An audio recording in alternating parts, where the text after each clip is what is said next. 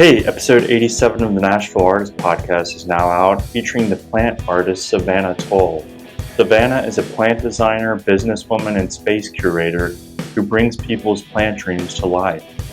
In this episode, you'll learn Savannah's strategies for decorating a room with different plants, including various potting techniques to spice up a space. She also shares her favorite plants, Dracaena Marginata and Dwarf Schefflera. Savannah provides powerful insights for other artists in Nashville. She advises not to burn bridges, to always use your blinkers, and to get out and put yourself in the midst of the artistic community.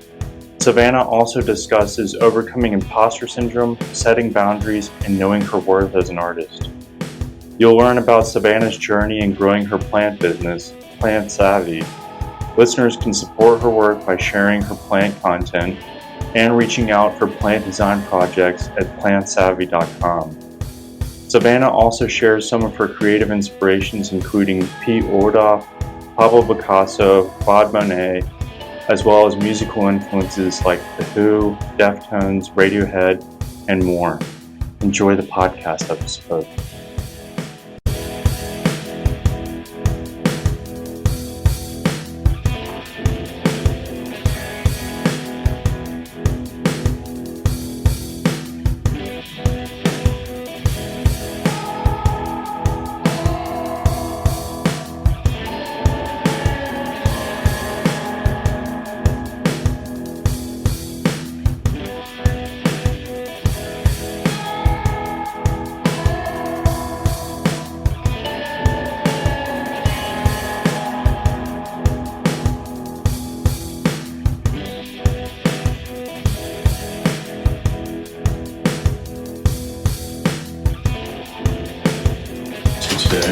Today, I was out in Jolton at our greenhouse. Nice. Yeah, so I spent 2 hours out there this morning just trimming, watering. We had actually in the freeze, the great freeze of Nashville, the heater went out and we lost all of our plants in there. Wow. So I had to go in and trim everything back and they're all starting to come back. So it's one of those I did it, I'm bringing these plants back. So it was $thousands and just down the drain. And I was like, dang, I've got to. They couldn't survive because the heat or something? The heater went out and so it just went freezing for, in the middle of the night. And then there was nothing I could do about it. Is this a little warehouse you have or? It's a greenhouse out on a farm, yeah. It's out in Jolton. So, yeah, very cool. I like it. Do you have is that just where you store all your plants? Mm-hmm. Nice. Yeah, we have a storage unit here in Nashville that we'll store actual supplies and stuff at, but nice. Can't really store plants in a tin container with no light or anything in it. So we got to kind of work with that. But right, what how many varieties of plants do you keep in there? It depends on what time. Right now we have a lot because we're also doing markets and we're keeping up with client stuff. But I don't know, I guess I think I'd have 20 or 25 different species, maybe more. Awesome. Yeah. Wow, what is your favorite plant that you have? It changes. Currently, I really like the Dwarf Schefflera. Break that down. I also really like Dracaena Marginata. Oh, these are words I cannot Dracaena.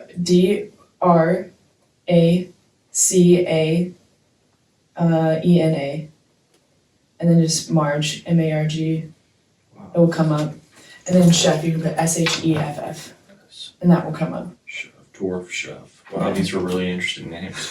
Yes. I feel like I'm reading a fantasy novel. The coolest, I read a lot of fantasy novels, so it makes sense. But the greatest things, you pull those out and people are like, oh, that's crazy. This is a scientific name. Yeah, that's awesome. Are they smaller plants or are they bigger plants? What? Well, they start small and then they can get really big. The Dracaena Marginata, I really like them because you can manipulate them with the light. So when they grow, they'll start to make these really cool, whimsical looking Dr. Seuss shapes in their trunks. And you can have this really interesting plant that's very structural and a good statement piece.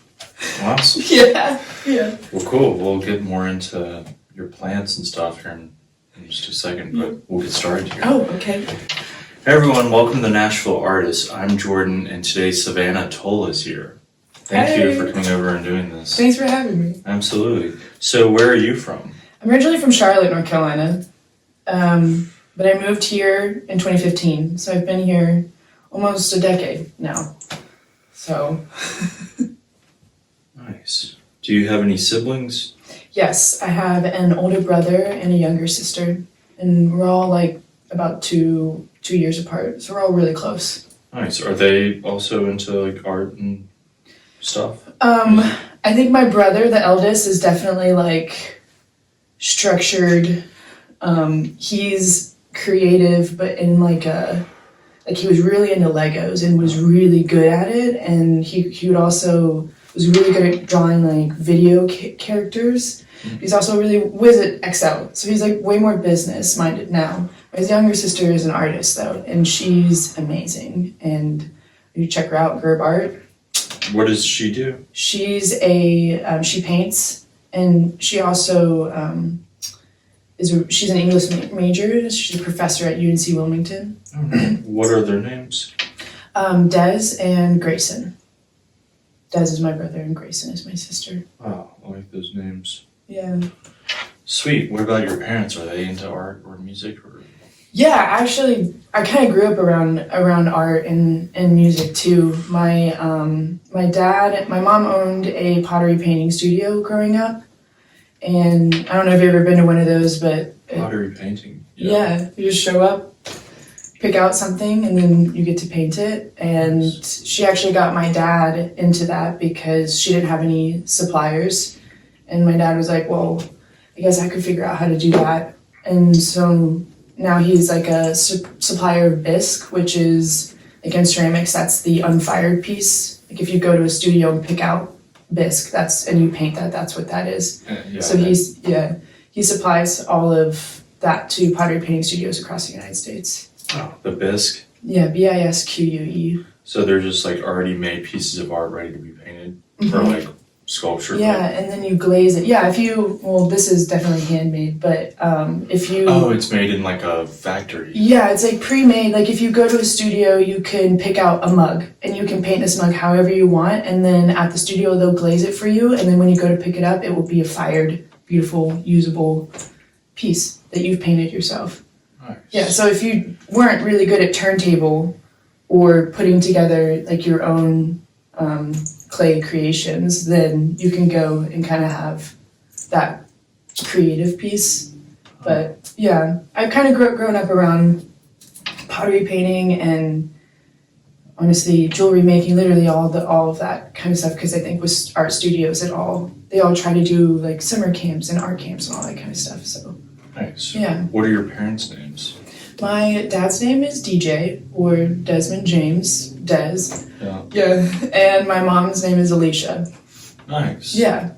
Are they're back in North Carolina? Yes. All of my other family is in North Carolina. Except for me. Nice. Yeah. So what were you into as a little kid? Me? I wanted to do everything my brother did. So I did a lot of water sports in general, and then I also was really into being outside, obviously. I really liked animals and nature, and growing up, my grandma she had like farming, and she used to grow her own cucumbers and would pickle them, and honestly, best pickles in the entire world. Hands down. I don't buy homemade pickles anymore because their pickles are so good. Wow. So yeah, that's kind of what I was doing. And I also did music too. I know how to play guitar. I was kind of like a jack of all trades, I just kind of wanted to do everything. And I'm like a serial hobbyist now. So it's like, I know how to sew. It's like, I have to find something to do to sew it for me to get excited about it. But yeah. Nice. When you say you were obsessed with like what your brother would do, what would he be up to?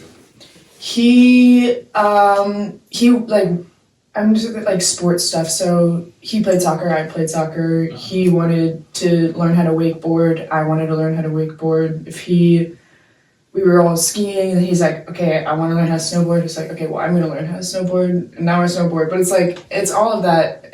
I guess I was a really big tomboy, I guess, if that's a better way to put it, then. Nice. Yeah. Was there, like, in North Carolina where you lived, was there a lot of woods or like? Yeah, I kind of grew up on the outskirts of town.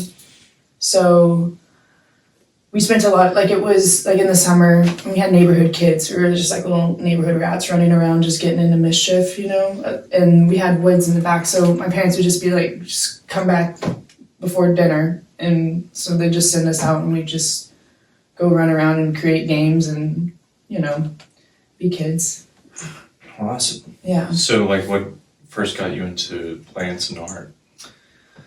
Plants, I think I grew up around plants my entire life. Like my mom always had plants in the house, and my grandma obviously always had plants, and she's like, she grew up, well, I grew up, but she was an animal rehabilitator. So she always had like raccoons and squirrels and possums, and she was rehabilitating them to release them back into the wild while she was farming. So it was like very immersive nature when I would go visit her on the farm. I'm really close with her now that I'm older, and I think she's an amazing person. Shout out grandma if you're watching this. She probably will. Awesome. Yeah. How would she like nurse them back to health? Like, did she have like cages for them to be in? Yeah, so sadly enough, she had to retire because she was getting older, and they just recently had to take down the cages that they had, but they had like very large, like it's that size of this room, cages for them with like little things that they could play in and toys and stuff like that. It's like kind of funny, but what happened was like they would get a call and maybe the mom got hit by a car or something and she had babies and the babies didn't know what to do. People would call and she'd go and take those babies and nurse them until they're able to be released and like teach them tricks and stuff to know how to survive in the wild that their mom would have normally taught them. Wow. Yeah, and then she'd release them, and she actually has like, she'll leave dog food, which is crazy. So dog food is, raccoons will eat dog food. Leave them out on like this tray at night, and they'll come up and take some food from her because they know that she's a safe person.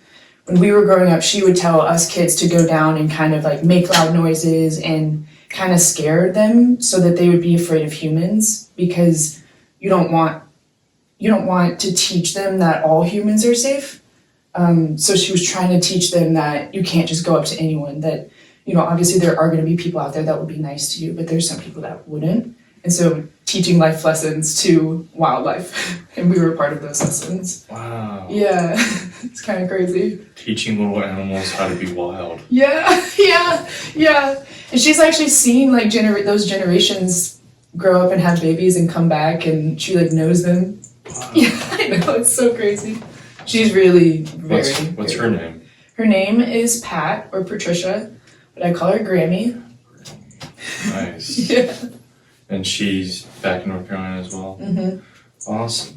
So how did you start out doing plants and stuff and art? Like in school or? So I actually got my personal first plant back in 2015 when I first moved here in Nashville. And that's what kind of started my obsession or plant collection, I guess. And then it just kind of grew from there. And then 2020 happened, and I guess if you were asking me like how I got in like plant savvy, or I guess like you said you play guitar as well, so yeah. Music, I guess, how did you start doing art in any form early on, I guess? Yeah. Well, I was always really interested in like my dad's music. My dad was a really heavy music influence for me.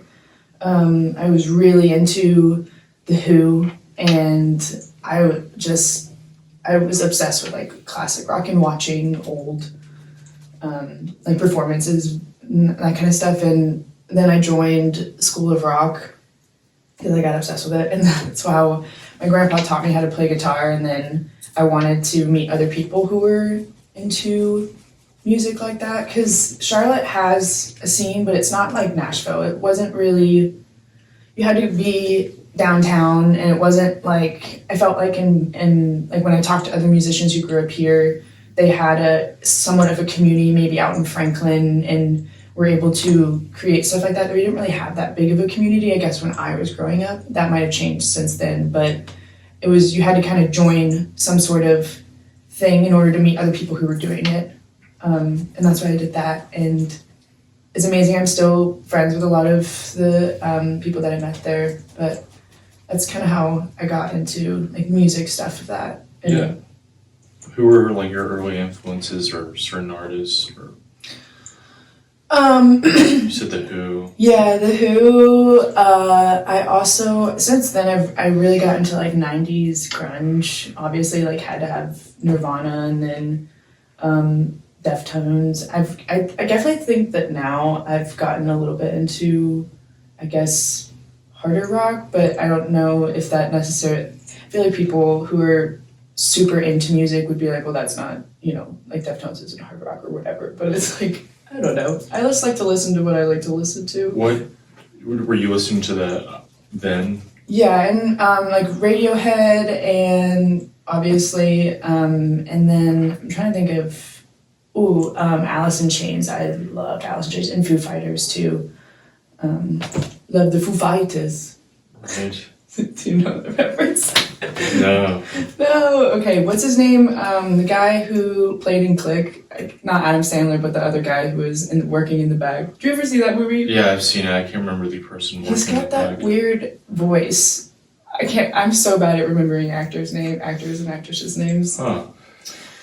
Does he say that in the film? No, it was like an SNL. He was introducing the Foo Fighters to play on SNL, and he was like, introducing the Foo Fighters. And the way he said it was just so funny. That's hilarious. But I'll think of it and tell you later. Foo Fighters. It sounds like Christopher Walken. It was him, yes. Yeah, it was him. It was Christopher Walken? It was Christopher Walken. Yeah. Okay, I'll just say that accent, or like how you said that. I was trying to do it, like, yeah. It's Christopher Walken. Yep, that's what happened. Look it up. Look at the video. It's Okay, funny. cool. It's funny. Foo Fight. Yeah, that sounds just like Christopher Walken. Nice, good portrayal of his. Thanks. I'm not a good impersonator at all. He's a fun one to try and do. Yeah. You gotta like study him a little bit to figure out his. I think I gotta watch some more movies. His cadences. His cadence is wild. Yeah. So, what about so during that time you were really influenced by a lot of grunge stuff. Mm-hmm. What other like genres of art, I guess, did you really like? Or so I think every person in the South has to go through a country phase. So I definitely had that in high school. I also really liked like Tyler the Creator was really big when I was in high school. Rihanna was making music when I was in high school, so she was really big.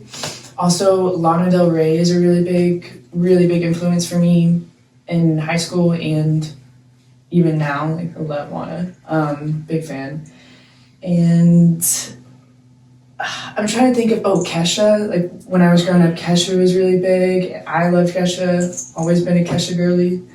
But yeah, that kind of, I feel like I had like my friends would listen to a bunch of different music, and then I listened to older stuff and then tie everything together, I guess.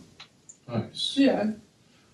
Awesome. You said you're kind of like a jack of all trades. What were some other things that you would do? Like in high school or in high school? as far as art is concerned? Like, Okay. I'm trying to think. I was really into like pottery painting. I actually worked at my mom's studio, so anytime there was downtime, I was painting samples for them.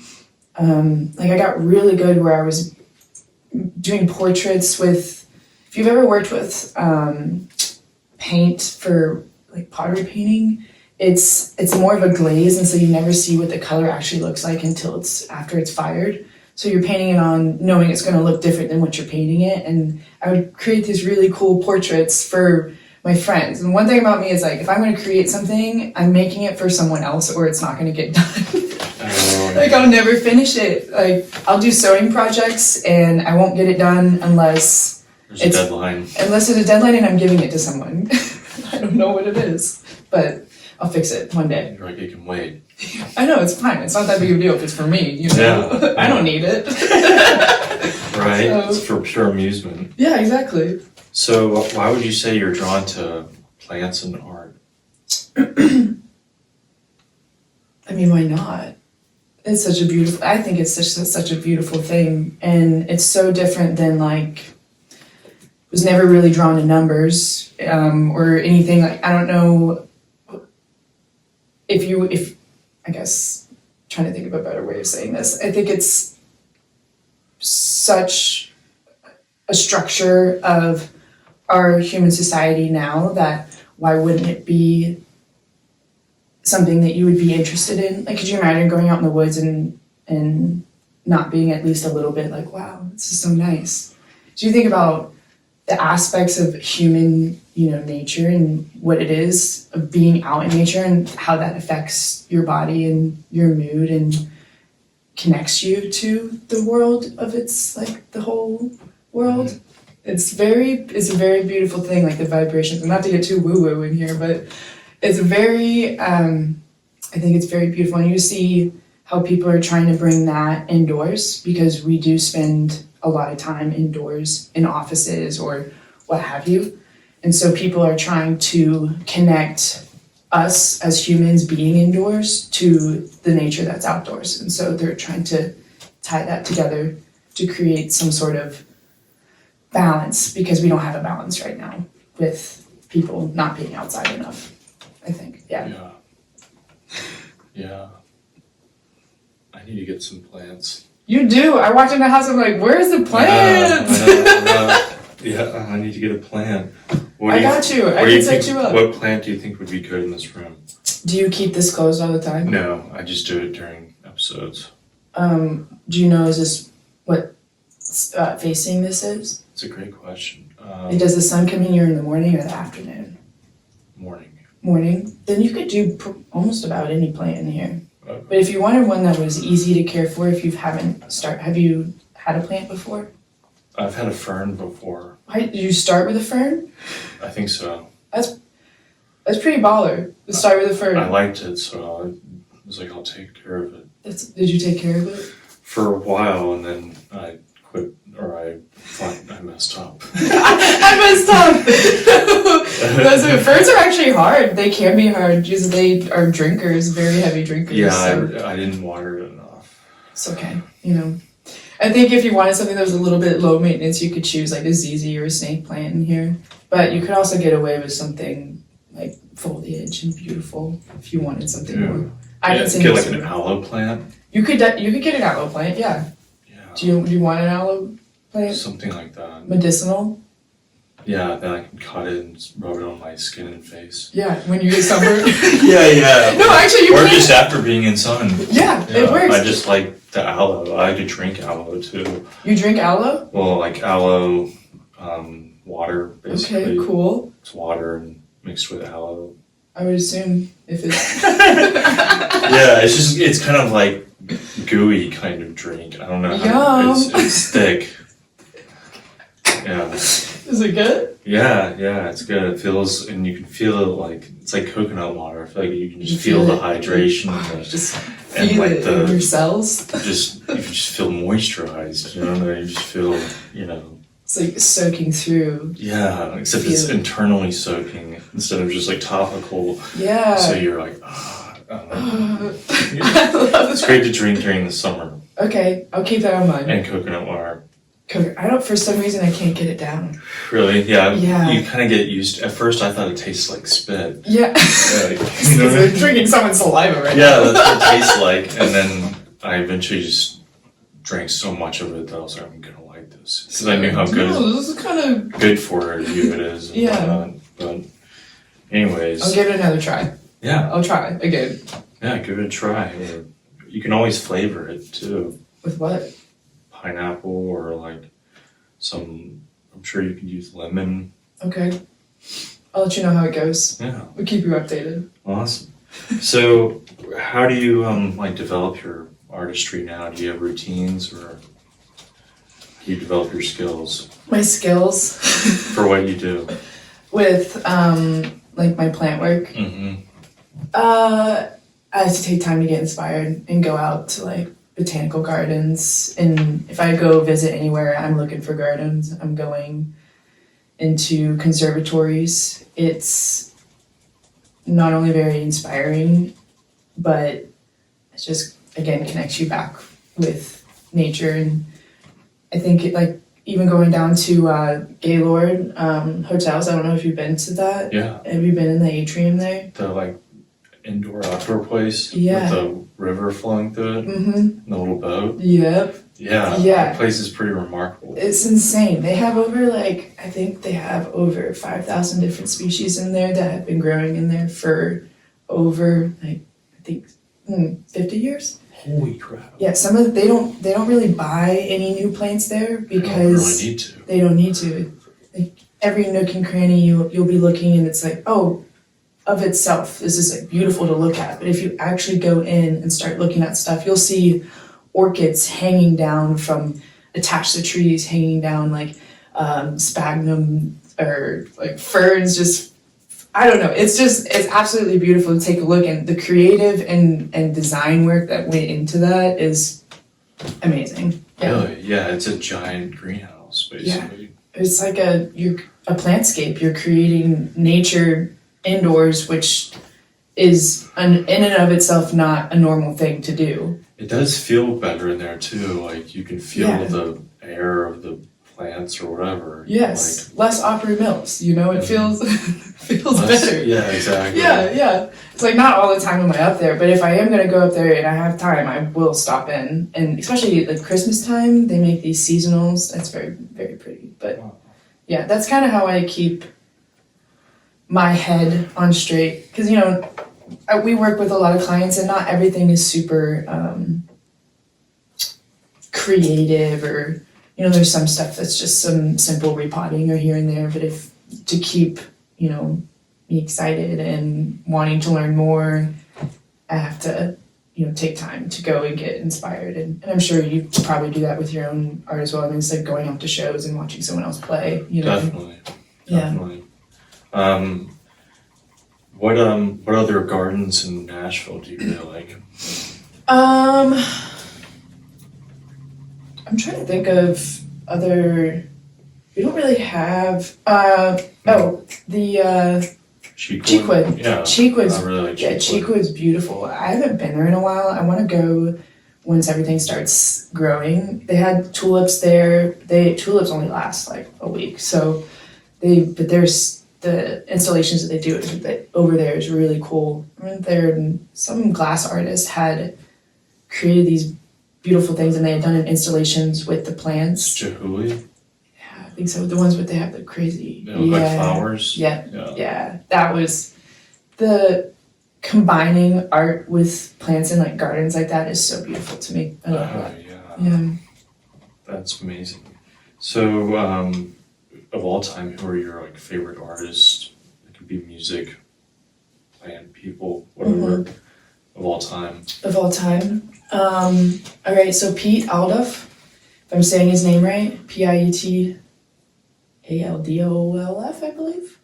That man, he's a landscape designer, and he creates beautiful, perennial focused gardens that they all start out really small. Like he takes like plugs. Plugs are like 1 inch little, where you grow seeds, you grow a plant from it. So it's a small plant, and then plug them all around, and he creates these beautiful design layouts, colorful, very, very beautiful, where they're just like bunches of perennials, which perennials are plants that last year round and they die back in the winter and then come back in the spring bigger and beautiful. There was a movement here in the United States where they wanted to create a landscape that looks like it would be natural, but it's not natural at all. And so you have these they're called like bunching of perennials or perennial walls or stuff like that, where they'll create these different shapes. They're usually organic looking shapes, but it's all the same type of plant. And then they combine them with different types of plants in these little bundles, and then when they all get older and they grow, and they're just these beautiful, expansive gardens that are all clustered together in these. It's looks natural, but it's not, but you can't really tell, and it's like, I don't know. I think it's really beautiful, and his drawings, if you ever get a chance to like look at his actual, the way that he designs out, it's very, very pretty, very cool how he envisions that. Awesome. Yeah. Who are some other favorites of yours? I really like, I'm trying to think of any other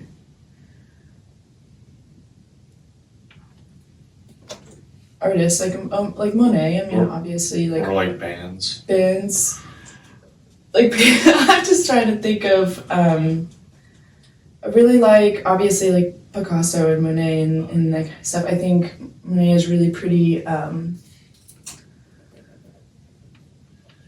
it's not abstract though. It's like landscape work, and his but the way that he creates it looks like it's not super realistic, but I like the way that he creates landscape work, but it's not landscape work. It's obviously just artwork. And then I forgot the guy. There's a guy, if we're talking about like plant art, there's a guy who created a whole album. I forgot the name of the album, but it was a whole album based on plants or music that makes plants grow. Oh yeah, I've heard that. I've heard that. Yeah, and my friend has that on vinyl. It's actually like it makes me feel good when I listen to it, and I'm sure it makes the plants feel good too. But I think it was in like the 60s or 70s that this guy made this whole album, which is way before his time, you know? Yeah. So cool. And now you've got people like, I know someone, I forgot his name, but they've got these, I don't know what they're called. You might know them, but they're like vibrational microphones or something where you attach them onto like a mushroom or a plant, and they'll send out like the signals that they're sending out. It creates a tone or a musical tone, and then you can use that within music making or producing, whenever you want to make a beat or something. And I think that's, I can send you the guy I'm talking about. I can't remember his name, but it was really, really cool stuff. Like I might like making music off of different types of mushrooms and making little beats out of them. It's so cute. That's amazing. Yeah, very cool. And they're just like different hums. Yeah, it's like the frequencies that they're putting out, like plants put out. Yeah, and it makes different tones, and I think. Have you done this with your plants? No, but I've seen someone do it in real time, so I know it. I know it's real. Wow. It's like you think about okay, we think about trees. I won't blow your mind right now. I don't know if this will blow your mind, but trees are all connected, and it's like it's called the worldwide, like the root systems are like a world wide web. They're all connected underground, and they'll send signals to each other to alert them of stuff that's going on around. And they even have some fungi that will go down and latch onto this communication network, basically, and to get information on what's going around, what the trees are talking about. So like one tree might get a super bad pest infestation or something like that, and he'll send out some text messages to the trees around him and be like, yo, there's some pests, y'all need to up your defenses. And all the trees around them will then up their defenses to protect themselves from the said pest, which is so interesting. Like, how we still haven't even tapped in scientifically on how they are communicating. And now we can take a look at the frequencies that they are. But it's very interesting, like that whole dynamic of, we can create music from that, but how are they communicating? How are they doing that? It's very cool. Wow. At least to me. Yeah, networks of trees. You should look. I think it's called the worldwide, not the World Wide Web, obviously, but it's like a play on the internet and the network of like root system communications that they have. Wow. So how did Plant Savvy come about? So Plant Savvy started in 2020. I was working corporate, losing my mind, like I'm sure a lot of other people were at the time. and I wanted a outlet for me to share something that I was passionate about with the world. So I decided to start a plant blog. So that's how it started, and I just started writing blogs, and my friend was like, hey, you should start posting on the internet. And like, I don't know if I want to put myself out there like that. But I decided to, and it ended up going in my favor. I ended up connecting with a very big plant community, very amazing community on the internet, and started seeing other people and seeing what they were doing, and I really enjoyed what I was doing, and I thought, how can I do this? How can I make this full time? How can I do this full time? And I knew I didn't want to just create videos on the internet for the rest of my life. Like, that's not very, you don't know if that's gonna stop at some point. So I decided, I saw someone in Toronto that was doing houseplant styling. I said, I can do that in Nashville. So I tried to look online. I didn't have any of the industry terms, or like interior scaping is the industry term for what I do. But I didn't know that at the time. And so it's a very niche industry, and there's not a lot of information on how to do it. There's not a lot of systems, or there's not a lot of information on how to get it done. And so I kind of was like, I'm just gonna figure this out. We'll make do, and we did. We were like figuring it out now still, and I think it's been a very beautiful process though. But yeah, that's how I started Plant Savvy. That's awesome. What were you doing? What was your corporate job? I was a marketing director. Yeah, I was a marketing director, and then I worked at iHeartMedia for a bit, and I was basically in their digital marketing. They had started a new digital marketing thing, which digital marketing is crazy. You would be surprised how specific they can get on targeted ads. Like, where you are going is being tracked. I'm just letting you know. And they're sending you targeted ads based on where you're going and what you do. Yeah, it's crazy. I didn't realize that, but I was doing that, and then I actually worked at Villager part-time while I was doing Plant Savvy when I first started out, because I couldn't do it anymore. I was doing it all at the same time, and iHeartMedia was, no hate to iHeartMedia, but it was so not fun, and I didn't even have another job. I just quit. Yeah. Which, like, not really the smartest thing to do financially, but I said, I'll figure it out. Right. Yeah, and so then I got a part-time job at Villager, and then was doing Plant Savvy, and then went full-time in 2022, I think. Yeah. Nice. With Plant Savvy. Yeah, That's it's awesome. been good. What were you doing at Village? I was a bartender. Oh, nice. That's awesome. Yeah, that was fun working at Villager. It was good. Nice. What is your favorite installation that you've done? My favorite. There's some that I'm not allowed to talk about because I did sign an NDA for specific people, but I think one of our larger installations we've done is we did the factory Franklin. We installed over 400 plants in the rafters, which have now grown in really well. We don't do the maintenance for them, so I'm not sure how, but they are definitely, everything's grown in. We did the skylight bar that has all these plants around the cloud bar. And we just recently did Ladybird East. They just opened up a new, Ladybird Taco just opened up a new location there, so we got to add some plants there for them. A shout out Ladybird Taco. They got some good tacos. I haven't been there. Well, they got a new location in East, so it's not far from here. Yeah. Where is it in East? Do you know where the Dose Cafe Dram Bar Dose is? Yeah. It's right across the street from there. Oh, okay. Yeah. Nice. Sweet. Do you have a dream installation you want to do? Dream.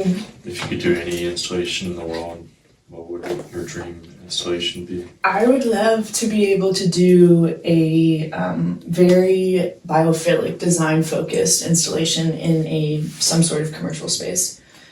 I really like the idea of tying nature, bringing it back in, and creating like a all-encompassing design that is for all of your senses. Like, I find it very beautiful personally to me, but you have to get people on board with what you're doing, because it's like the positives and benefits of adding plants into your interior spaces is so worth it, I think, in my opinion, of doing an actual interior design like that.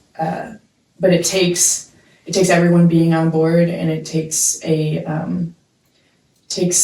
actually talking about it on the forefront versus having it as an afterthought, because you have to kind of build it in that way.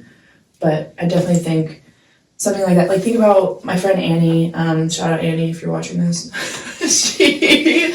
She did the One Hotel downtown, and I don't know if you've ever seen the One Hotel, but the One Hotel, within their like, not their morals, I'm trying to think of their business practices. They're really big on bringing nature and sustainability, and their entire place is decked out with plants everywhere. And she did the design work and did an amazing job, and does an amazing job maintaining it. But it's absolutely beautiful. If you ever want to go take a look at that hotel, that's a great example of what a curated biophilic design would look like in Nashville. Nice. Yeah. I'm guessing you would consider the Opry that's a biophilic. Yeah, honestly, I could even push that. That's definitely biophilic, but I could also push that to like a conservatory level, like where that's like its own entity in and of itself.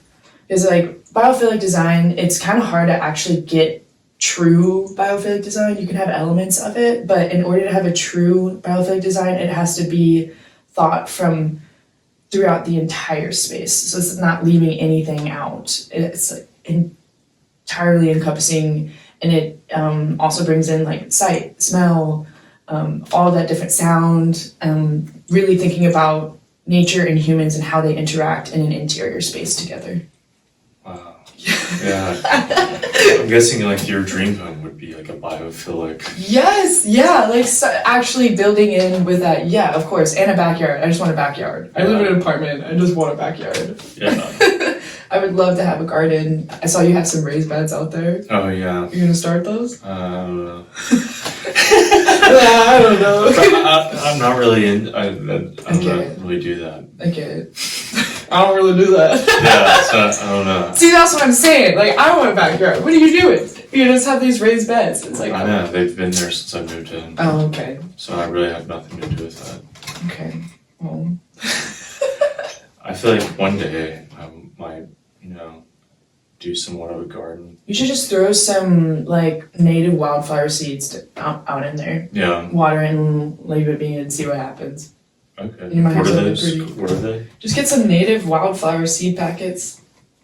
Just make sure they're native. Because, Okay. Maybe I will.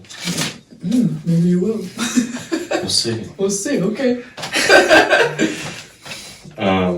Okay, so what would you say, like, going around to these different places, what would you say inspires your creativity? You were talking about, going to check out places to get inspiration, but what are some other things? I think the design in and of itself, like what is currently in the space, and if there isn't anything in there yet, what's going in there. I work very heavily hand in hand with interior designers as well to make sure that everything seamlessly comes together, especially for like residential homes too.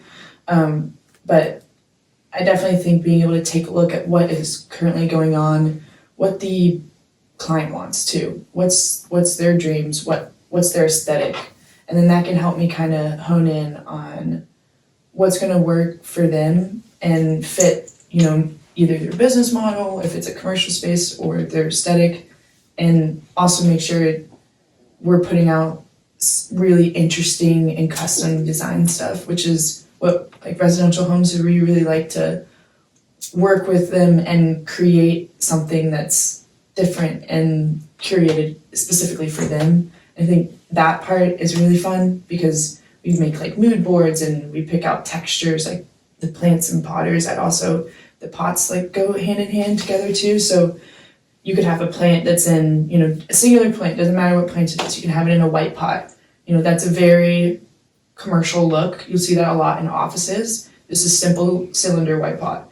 You take that white pot and switch it out with something that's like a terracotta textured, maybe it has some organic shape to it. That's creating something that's, that's a little bit more curated. That would be like a residential home or maybe something that matches with, you see, I don't know if you like in Oak Hill homes, it's very like white, a lot of white marbled and stuff like that. And they usually add in like mid-mod style couches and stuff like that.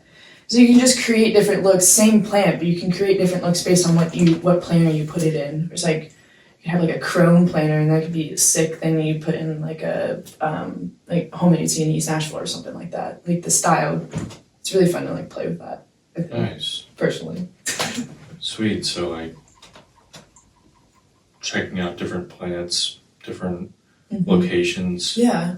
That kind of like, that's how you get inspired. We're going out in nature. Yeah. Or so you could so you take a corner of your room. There's a bunch of different things you could do. You could put a singular plant there. You could put something hanging from the ceiling coming down, maybe something next to it. You could put, one tall guy and then one medium guy that's maybe bushy and then another smaller guy that maybe has like a pencil cactus that has like a very interesting looking leaf shape. Is adding in those different textures of the plant leaves on top of the pots that you use, and that can create a different dynamic look. And you could take any corner and really make it whatever the hell you want. It's looking at it and seeing where you want to go with that, what works best for the space and the client. You could have hanging plants in here. Yeah, I was about to say, it'd be cool to have them like hanging across or like a whole wall. Yes. Kind of like one wall hanging. Yes. I don't know if I'd want to be on that wall or maybe over there. I guess if it's going to stay there, would the sun be up? You could get something like a philodendron or a pothos. Like you keep that open, it will have residual light in here, and they can survive in any light. And they'll grow long, so you can take those. Like I have in my house, I have like a long shelf that sits over my mantle, and I have 3 different plants up there, and I have them all crawling along my wall in this like it's very, very cool, and it's grown in a lot, so it looks very, I think it's very interesting. I'll show you a picture of it, but it's one of my favorite things that I've kind of started creating there for the last like 2 years, but wow. I like the look of having something, looks like it's like growing on your walls, but it can cause damage, so the beautiful damage. I know, yeah, exactly. Okay, cool. Yeah, behind you'll see some of my favorite flowers. Oh my god, I love them. Who They're gave dead. those to you? They're dry. Yeah. I collected them and then just stuck them there and let them dry. Yeah, I love dried foliage. Yeah, I think it looks really pretty. It's amazing. People are like, it's dead. You should throw it out. No, like, what? No. It's dried. It's dried. preserved. Yeah, it's preserved. What the hell? I know. This is a design choice. Yeah, exactly. I love it that. looks pretty. Yeah. It's nice. I have one of those. I've had for like 3 years now. They'll last forever. Last forever. They're beautiful all the time. And no maintenance. Exactly, no maintenance. And it will slowly age and it will be beautiful. Yeah, exactly. Yeah. I find those like, that's basically how you can see how I operate here, low maintenance with the plant there. Yeah. Which is dead or dry. Yeah. So I'll get on the live plants. I can send you options that are low maintenance for you. Okay, cool. Like where you water like maybe once a month. Wonderful. Yeah. Awesome. So how would you best describe the type of artist you are? The type of what? Artist that you are. I don't know. I feel like it depends on the day of the week. I feel like sometimes I can be kind of a manic artist a little bit, where I find myself sometimes if I'm not entirely intrigued about a specific project, that I will procrastinate it until I'm absolutely ready to tackle it. I think in other times I can't stop and I have all these ideas running through me. I think I don't know. I think I'm just kind of all over the place, to be honest, and that's kind of how I am in general, but I'm just very spastic, I guess is a good way to put it. Nice. Everything's always fun. Yeah. I have to have something new. I can't do the same thing every day. Oh, yeah. And that's why I like what I do. It's not the Right, same it's thing not the every same day. thing. Different location, different plants, different pots, Different pots. different people. Different people. Oh, yeah. Different pots. Different pots. What more could you ask for? I know, exactly. Yeah. It's like a board game that's different every time you play it. Yeah. So when I was working from home, it was not like that. I mean, my coworkers, I never saw their legs because we were all working on Zoom, Wow. It's like I'm such a people person, I have to talk to people sometimes, other times, Gotta recharge. yeah, I gotta recharge, but a lot of times I really like being able to get out and about. I think one of my favorite things is you get to run into a lot of animals. Yeah, so that's really fun, like people's pets, and sometimes we're out in like Franklin areas, so we'll be driving down back roads, just running into cows and horses and stuff, which I love. Nice. Yeah, that's a cool thing. You get to see different stuff. I bet the little animals love it when you bring plants into their house. The animals. Yeah. Yeah, some connections But with the some. cats are like, yay.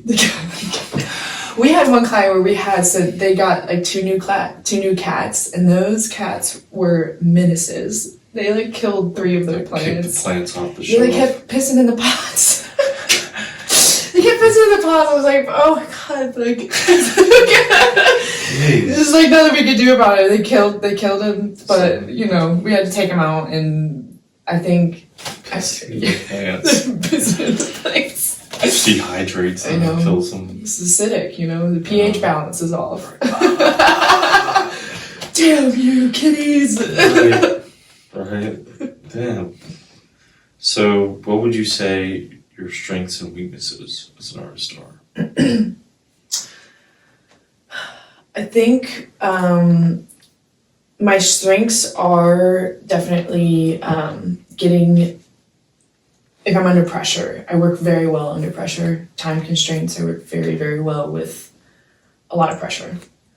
I might be stressed about it and anxious, but I get it done, and I think that's a good strength. I think I'm also not afraid to like put myself out there. I try to work on taking up space, and I think with like those videos I post on the internet and putting myself out there is a very big strength of mine, and I think like being a people person is also another strength, because what I do is creating relationships. And I mean, people, especially with our residential homes, they're trusting us to go into their homes and keep their plants alive and say hi to their pets, and sometimes they're not even home, so it's creating relationships with people, and I think that's really a big part of it. Weaknesses? I definitely imposter syndrome, which goes hand in hand with the taking up space. It's like a practice for me. When I first started, I had really bad imposter syndrome. I think a lot of that was just because I felt like I wasn't educated enough in the field in order to take up space in the industry professional settings, I guess. Like if we'd go to a plant expo, there's an international plant expo that happens in January down in Florida, and going there as a small business interior scaper and having people ask, oh, are you a part of this, association for the interior scapers? And I was like, no, and then they just didn't give a fuck about me after that. It's like, damn, man. But it's like that imposter syndrome can be debilitating. It's taking away from that and being like, no, I am meant to be here, and maybe I don't know everything, but I will learn, So I think that could be a weakness. Trying to think of other weaknesses. Oh, there's a lot, but I think everyone has their strengths and weaknesses. I think also your weaknesses can be a great part in creating strengths if you work on them.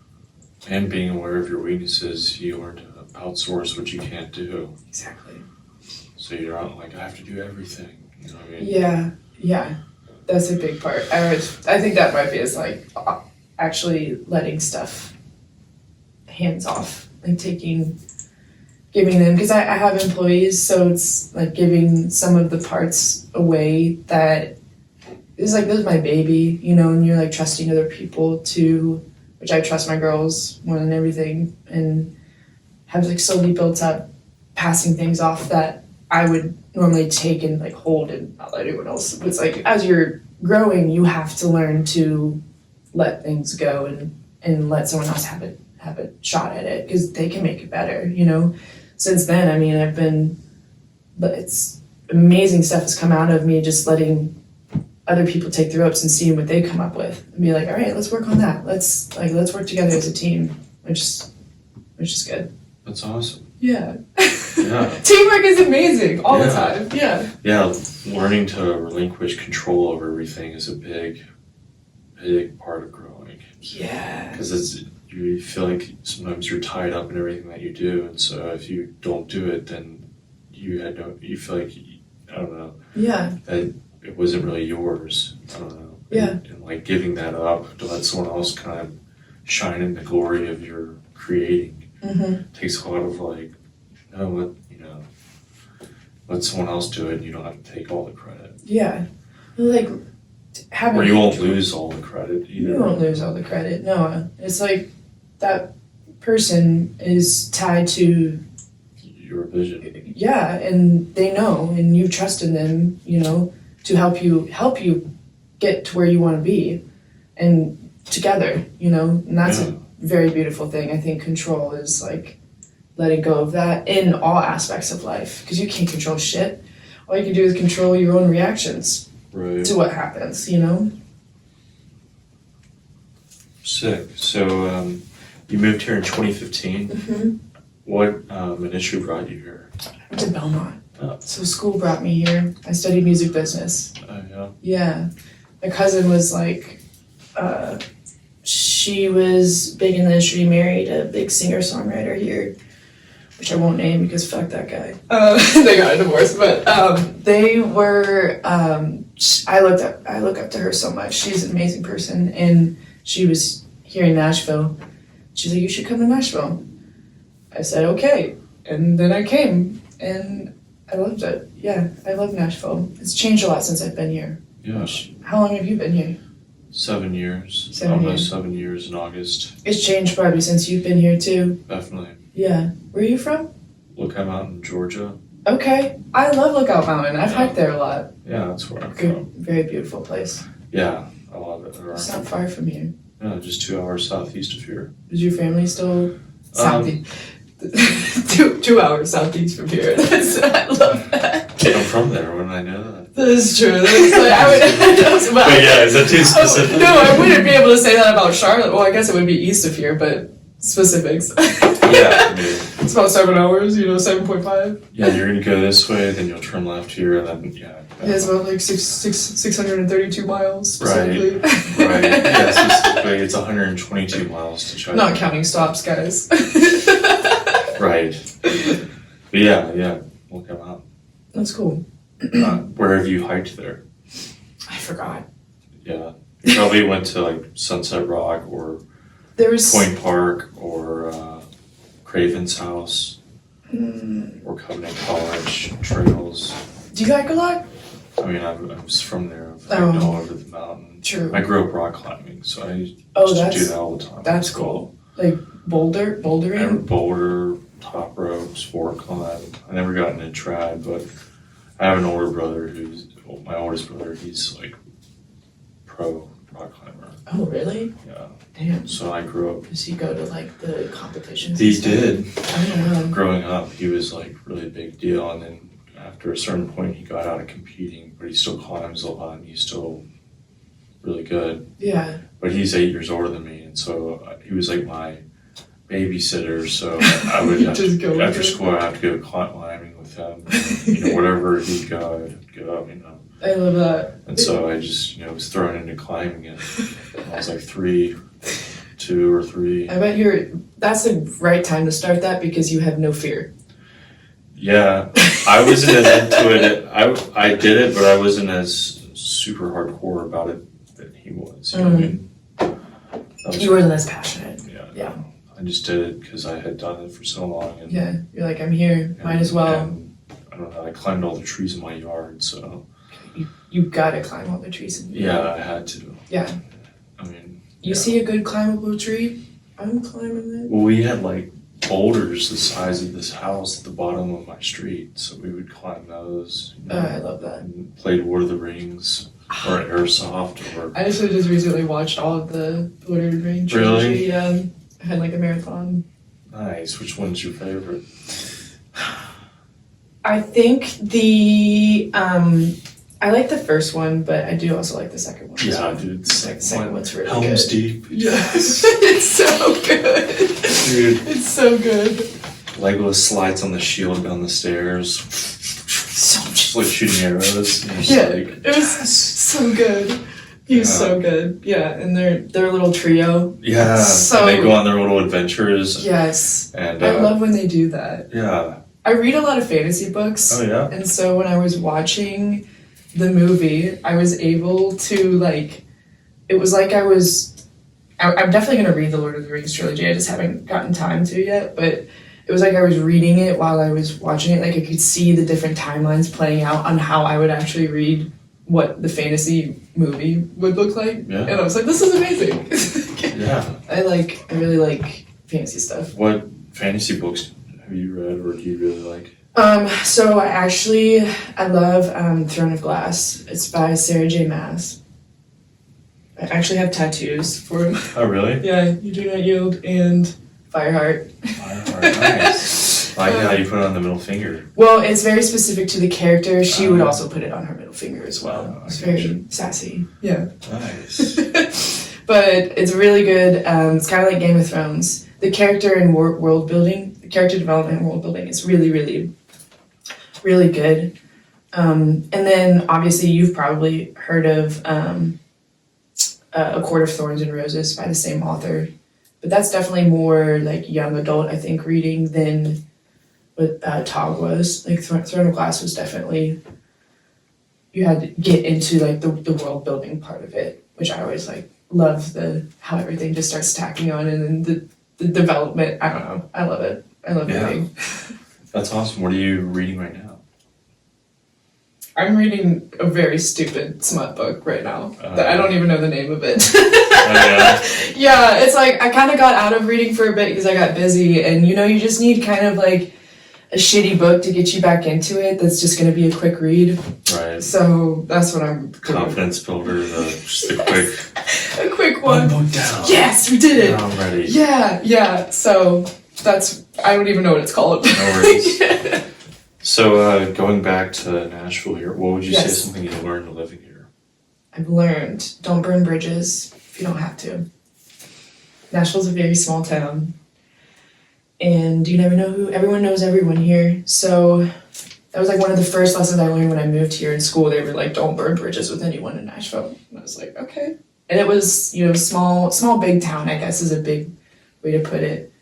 And then another thing I learned is to use my blinker all the time, everywhere, when I'm driving. I was talking to my brother about this. He was like, you use your blinker when you're turning in, like, on the highway on lanes? I'm like, yeah, every time. Of course, every time. I don't care. It's, like, ingrained in my memory now. Because you have to practice, like, defensive driving out here. It's crazy. You gotta watch out. No, I'm watching out for myself. Yeah, I'm scared for my safety. Like, you can be the best driver in the world, but if you're not looking around for the clowns. No, everyone's, like, on their phone. It's scary. So many here. distracted drivers. It's so scary. So, yeah. I think those are good lessons. Those are some 2 good lessons. Definitely. So, what would you say is some advice you would give to someone who's going to move here and do art? and do art.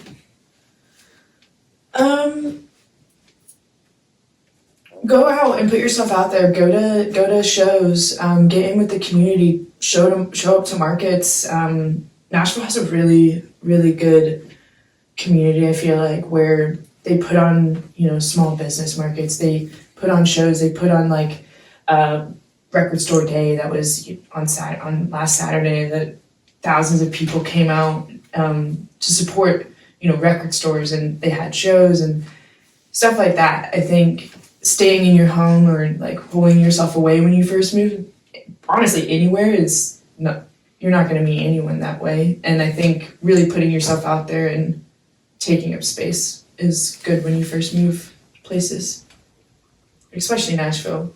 Because everyone, I meet new people all the time, and there's like, oh, I just moved here like a year ago. It's like kind of crazy to me that people are still moving here, and I'm like, no, of course people are still moving here, but I always find it so awesome. It's like, oh, I feel like you've been in this community for so long, but you've just been able to like put yourself out there and meet a bunch of people and like actually really put yourself in. And I think that's some advice. Awesome. So reflecting back on when you first started as an artist, what is one of the biggest challenges you've had to overcome, and how did you get through it? One of my biggest challenges to overcome. I think it was a self-esteem stuff. I think even when I was younger, it was fear of not being accepted or made fun of. I think most everyone got bullied, but I got bullied when I was in like middle school and high school, and that shit sticks with you. And that was when I was starting out getting creative and doing DIYs and trying different creative outlets. And I think at that time that was a place for me to go when I didn't like where my real life was at. And I definitely think that and it still is a challenge to this, Lord, sorry. It still is a challenge to this day, but I think when you get older, you're not really like, I think you just stop worrying about what other people think after a bit. And that's obviously like takes time and practice and stuff in and of itself. But I think self-esteem and, saying, hey, this is my work. I don't give a fuck if you like it or not. This is mine, and I made it, and I want to show it with you, and I want to share it with the world. Yeah. Yeah. That's awesome. Yeah. That's a great thing to learn. Yeah. Putting yourself, I like how you say taking up space. Yeah. Like, don't just be like a blip on the map. Yeah. Be a continent. Yeah. It's like, okay, well, imagine if like, hi, hi, my name's Savannah. Yeah, I do plants. What the fuck? What is that? How are they supposed to get excited about what you're doing if you're not even passionate about it? It's like, hey, my name's Savannah. I bring people's plant dreams to life. Yeah. That's so much more of a conversation. That gets people excited, right. Even if they don't even know who I am. Right. You be excited. Be passionate about what you're doing. Put yourself out there. Be excited about what you do. For sure. Okay, what would you say is your biggest personal growth from last year to this year? Oh, I've had a lot of personal growth this year. I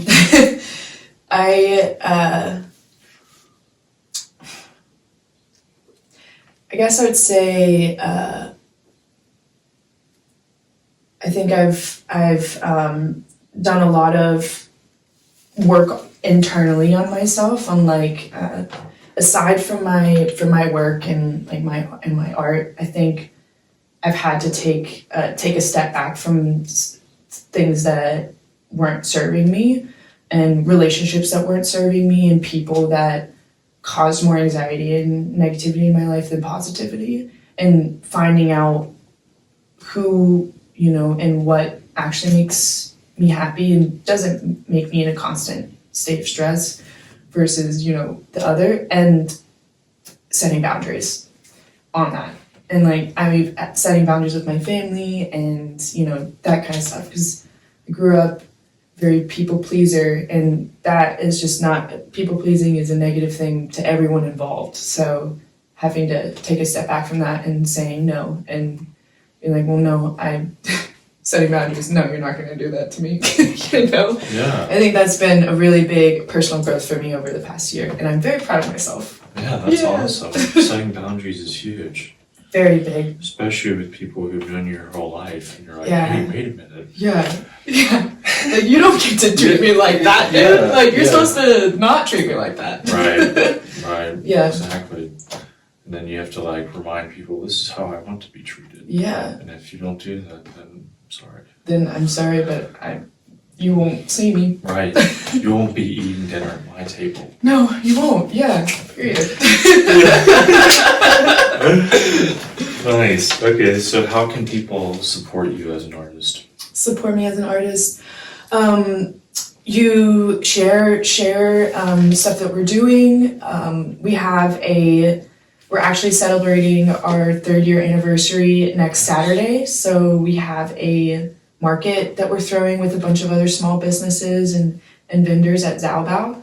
So we're doing that. So show up for that if you want to, or if you need help with plants or anything like that, reach out to us. Find us at plantsavvy.com. But yeah, if you just share stuff, like stuff, comment, that's free. You can do that. And that goes for all artists anytime. That's easy and free. And you can do that. Awesome. Yeah. Okay, cool. How do you like to consume media? Do you have like favorite YouTube videos you like to watch, or?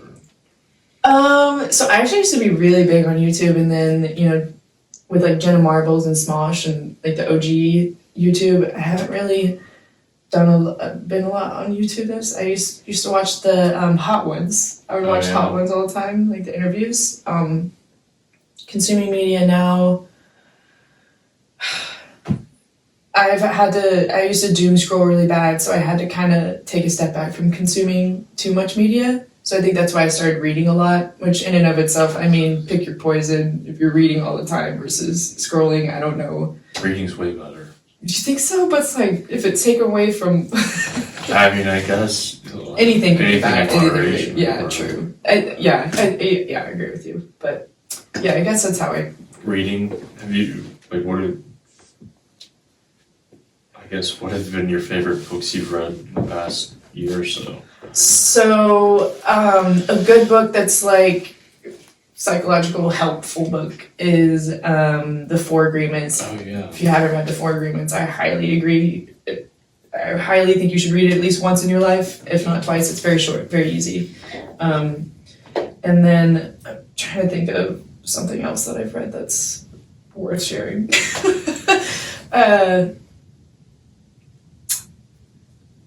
I can't think of anything. Do you have any favorite movies or anything? Favorite movies? Or shows? I'm watching Vikings right now. Vikings! I love Vikings. I was watching that. Like, oh, fuck. Yeah, they're like storming the monastery and killing everyone and taking everything, and they're like, "It's incredible, sir. They had all this treasure and no one was guarding." They're like, "So we killed everyone. We took it all. We took it all." They're like, what idiot people these are! Yeah, I love it. It's just like, it's so funny, but really messed up. But it's like that happened. It is. It's a history tale. And they're like, why didn't they protect their gold? They're stupid for not doing that. Stupid. They don't understand it's like religious or anything like that. They just like kill everyone. I know. It's so barbaric, but it's just like. It's like that happened though. Yeah. There's people. That's crazy. Yeah, I love Vikings. I'm rewatching it right now. I watched a Viking movie last night. Okay. The 13th Warrior with Antonio Banderas. I love Antonio Banderas. Yeah, it was pretty cool. Is it good? It's from 1999. Okay, I'll have to watch. It was good. I've been trying to watch a lot more Viking stuff or cold weather stuff. Like Why? I love the movie The Revenant. The Revenant's good. Yeah, I haven't seen that in a while. Oh my god. The soundtrack is so... I have to rewatch it. The brooding.